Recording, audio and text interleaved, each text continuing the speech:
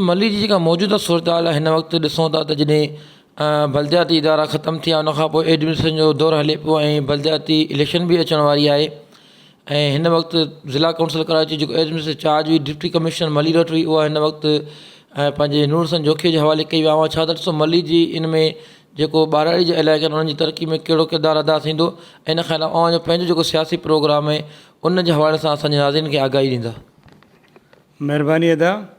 मलीर जी सूरत हाल तव्हांजे साम्हूं आहे। मलीर में जेको नई चेंज थी आहे एडमिनिस्ट्रेटर जे हवाले सां, इहो आउं सम्झां थो उन जेको हिते इक़्तिदार में जेके क़ुवतूं आहिनि इहो उन जो तसलसल आहे, को ख़ासि तब्दीली कोन्हे।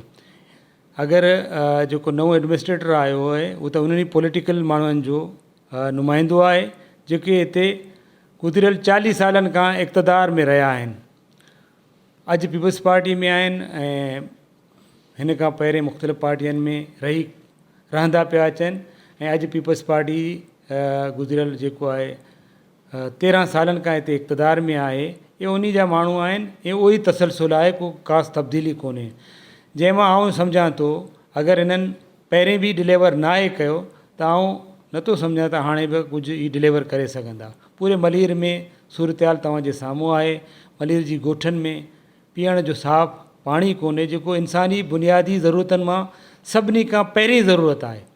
जेकॾहिं असांखे असांजी बुनियादी ज़रूरतनि मां जेका पहिरां ज़रूरी शइ आहे उहा ई कोन मिली सघी आहे इन 13 साल इक़्तिदार में, त हाणे असीं छा उमेदु रखूं त हिते जेको आहे खीर ऐं शहद जा जेके आहिनि, खीर ऐं माखी जा जेके आहिनि नहरूं वहंदा। त को अहिड़ो चांस मूंखे को अहिड़ो उमेदु नज़र कोन पियो अचे। बसि जस्ट जेको आहे नालनि जी तब्दीली आहे। पहिरें चेयरमैन हो, हाणे एडमिनिस्ट्रेटर आहे। ऐं नथो सम्झां को ख़ासि हिते हिन तब्दीली मां का तब्दीली ईंदी।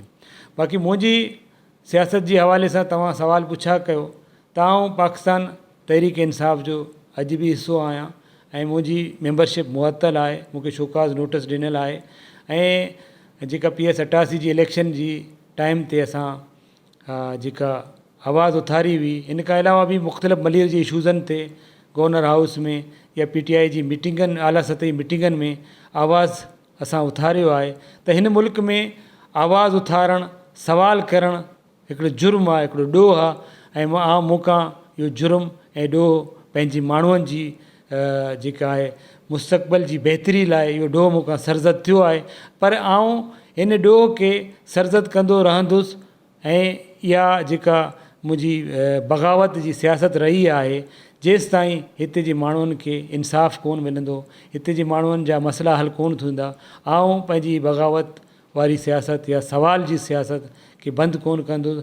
ऐं मूंखे पाकिस्तान तहरीक इंसाफ़ में उन बग़ावत जी, उन सवालनि जी पुछा करण जी सज़ा मिले पई ऐं उहा अॼु ॾींहं ताईं जारी आहे। ऐं पाकिस्तान तहरीक इंसाफ़ जो हिसो त आहियां, लेकिन कई पार्टियुनि मूंसां राब्तो बि कयो आहे ऐं शुमूलियत जे हवाले सां। लेकिन आउं मलीर जे अवाम जे साम्हूं हिकिड़ी ॻाल्हि अॼु क्लियर कंदो हलां त आउं कंहिं क़िस्म जी बि मरात याफ़्ता सियासत जो कॾहिं बि हिसो कोन बणिजंदुसि।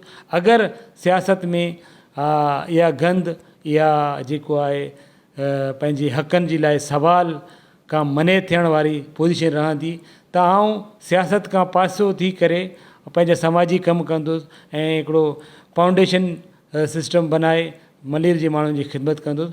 भले लेकिन इन मरात याफ़्ता जेका invest in earn ji politics जी जेका सूरत हाल रही आहे उनजो कॾहिं हिसो कोन न रहियो आहियां न ई रहंदुसि। ऐं आउं जेके मुंहिंजी समाजी ख़िदमतूं आहिनि, आउं पंहिंजी ज़ाती हैसियत में समाजी ख़िदमतूं करे मलीर जी अवाम जी ख़िदमत खे जारी रखंदुसि। असल जेकॾहिं हिन वक़्तु बलदियाती इलेक्शन बि अचण वारी आहे, तव्हां ज़ाहिर पाकिस्तान तहरीक इंसाफ़ ॼाणंदा त हिसो आयो ऐं पार्टी जेका आला क़यादत जेकॾहिं अॼु अवां सां वरी ॿीहर मुज़ाकरात करे थी ऐं बलदियाती इलेक्शन में अव्हांखे मुतरक थियणो पए थो त उन में अव्हां पंहिंजो कहिड़ो रोल अदा कंदा? ॾिसो, बलदियाती इलेक्शन जे हवाले सां एयर कंटोनमेंट बोर्ड जा इलेक्शन थियनि पिया, मूंसां पार्टी राब्तो कयो आहे, लेकिन आउं पार्टी खे को रिस्पॉन्स कोन ॾिनो आहे। असां जेके पाकिस्तान तहरीक इंसाफ़ में जेका पॉलिटिक्स आहे उहा अनमेच्योर पॉलिटिक्स आहे। जेके हिते जा उन्हनि जा जेके लीडरशिप आहे उहा आउं सम्झां थो अनमेच्योर आहे। उन्हनि खे पॉलिटिकल फ़ैसिलनि में जेको आहे बोल्डनेस न आहे। त बल्दियाती इलेक्शन जे हवाले सां जेकॾहिं इहे माण्हू जेके आहिनि पंहिंजो अगरि राब्तो कंदा त आउं इन्हनि खे बि साफ़ इनकार कंदुसि। छो त ॾिस, जॾहिं आउं सियासत मलीर जी कई आहे, ऐं पाकिस्तान तहरीक इंसाफ़ जी सियासत कई आहे, त पाकिस्तान तहरीक इंसाफ़ हिते मर्कज़ में उनजी हुकूमत रही आहे। उन असांखे छा डिलीवर कयो आहे? असां इहे ई सुवाल पुछिया आहिनि न गवर्नर हाउस में या आला सतही जेके मीटिंगूं थींदा रहिया आहिनि, त असांखे असांजे माण्हुनि खे हिते जेको आहे उन्हनि लाइ तरक़ियाती कमु करायो, उन्हनि खे नौकरियूं ॾियो। हिते जेके वफ़ाक़ी इदारा आहिनि उन्हनि जी जेका आहिनि उन्हनि जे थ्रू हिते जेका आहिनि नौजवाननि खे या कम अज़ कम पार्टी वर्करनि खे त नौकरियूं ॾियो।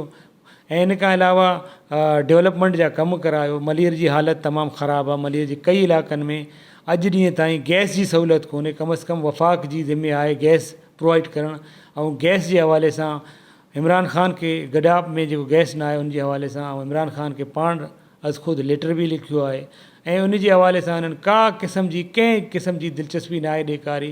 इवन त असांजे जेके दरख़्वास्त हुआ, जेके लेटर हुआ, उन जो जवाबु ताईं कोन। त पोइ आउं कीअं बल्दियात में पाकिस्तान तहरीक इंसाफ़ जी सियासत कयां? पाकिस्तान तहरीक इंसाफ़ जी सियासत करण खां त बहितर आहे त पोइ आउं घरु वेही ख़ामोशी सां तमाशो ॾिसां। लेकिन अगरि मलीर जी नौजवाननि हिमत कई, को प्लेटफॉर्म बनायऊं, को इतिहाद बनायऊं, उन में कंहिं बि पुराणे इक़्तदार परस्त माण्हू जी शमूलियत न हूंदी त इंशाअल्लाह आउं हुन इतिहाद में लीडिंग रोल प्ले कंदुसि ऐं उन्हनि नौजवाननि सां कुल्हे में कुल्हो मिलाए हिते जी जेका इक़्तदारी टोलो रहियो आहे उनजे ख़िलाफ़ु सियासत में मैदान अमल में ईंदुसि। लेकिन हू प्लेटफॉर्म नौजवाननि जो ख़ालिसतन हूंदो। हू प्लेटफॉर्म ख़ालिसतन हिते जी समाजी वर्करनि जो हूंदो। हिते जी जेका मस्बत सियासी धुरनि जो हूंदो। त इंशाअल्लाह पोइ उनमें आउं रोल प्ले करण लाइ तयारु आहियां।